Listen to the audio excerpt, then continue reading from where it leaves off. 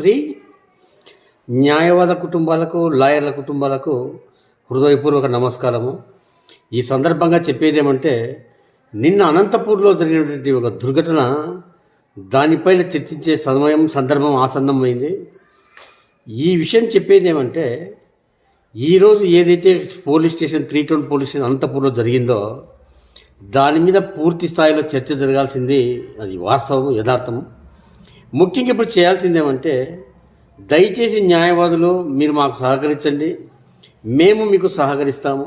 ముఖ్యంగా చెప్పేది ఏమంటే, ఆ సిఐ చేసింది చట్ట వ్యతిరేకము. సుప్రీంకోర్టు గైడ్లైన్స్ చాలా స్పష్టంగా ఉన్నాయి.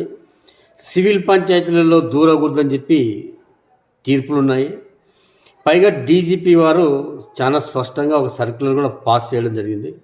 వాటన్నిటినీ కాదని చెప్పి సంబంధిత సిఐ నిర్లక్ష్యంగా ప్రవర్తించడం అనేది చాలా తప్పు. కాబట్టి మనం ఒక కలెక్టర్ గారికి, జిల్లా జడ్జి గారికి, జిల్లా ఎస్పీకి ఒక మెమరాండం ఇద్దాము. అయ్యా, మా సమక్షంలో మా న్యాయవాదిని పిలిచారు, మీ పోలీస్ స్టేషన్ పరిధిలో చనిపోయారు కాబట్టి మేము విచారణ నిమిత్తం సంప్రదించాము. ఎక్కడ మాకు సరైన స్పందన, సమాధానం లేదు కాబట్టి ఆ సంబంధించిన సిఐ గారిని, అధికారిని మేము అరెస్ట్ చేస్తాము. బిఎన్ఎస్ఎస్ 40, సిఆర్పిసి 43 ప్రకారంగా, ఐపీసీ 166, బిఎన్ఎస్ 198 ప్రకారంగా మేము అరెస్ట్ చేస్తాము. సో చట్ట వ్యతిరేకంగా, చట్ట నిబంధనలకు వ్యతిరేకంగా ప్రవర్తించాడు కాబట్టి మేము అతని కస్టడీలోకి తీసుకొని కోర్టులో హాజరుపరుస్తాము. సో అతను అటెంప్ట్ మర్డర్ చేశాడు కాబట్టి అది ఏ విధమైన జరిగిందని చెప్పి విచారణ బయటకు వస్తుంది. కాబట్టి గౌరవ న్యాయవాదులు మీరు సహకరించండి.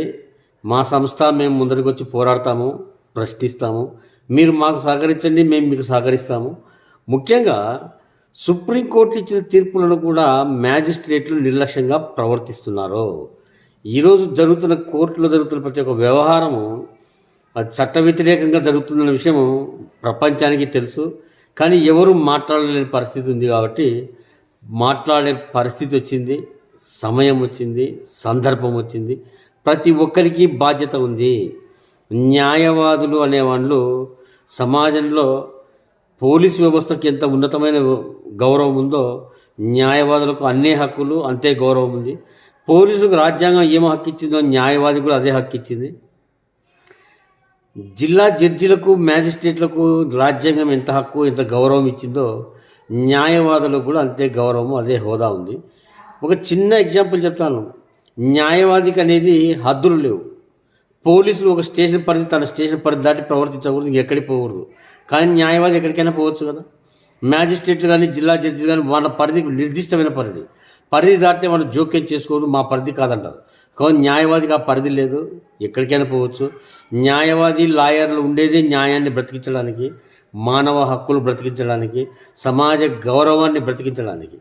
ముఖ్యంగా protection of life in civil establishment is the police అని చాలా స్పష్టంగా ఉన్నప్పుడు, పోలీసులు చట్టాన్ని వాళ్ళ చేతిలోకి తీసుకొని ఇష్టానుసారంగా ప్రవర్తించడం అనేది అది చాలా దుర్భరమైన పరిస్థితి. వీళ్ళకి ఎన్నిసార్లు చెప్పినా వాళ్ళకు ఒకటే పద్ధతే, ఏదన్నా వస్తే మాకు రాజకీయ నాయకులు అండున్నారు, రాజకీయ నాయకులు కాపాడతారు, అదే ధోరణిలో ఉన్నారు. ఏమి చేసినా మమ్మల్ని అడగరన్న ఒక నిర్లక్ష్యంతో అహంకారపూరితంగా ప్రవర్తిస్తున్నారు. దీనికి బ్రేక్ కావాలి. ఈ యొక్క నిర్లక్ష్యాలకు అడ్డుకట్ట వేయాలి. ప్రతి ఒక్కరు చట్ట పరిధిలోకి రావాలి. ముఖ్యంగా చట్టము అందరూ సమానమే అన్న విషయం ఈ దెబ్బతో బహిర్గతం కావాలి. కాబట్టి అందరూ సహకరిస్తారని చెప్పి ఆశిస్తూ ఉన్నాము. సో నోటీస్ ఇద్దాము.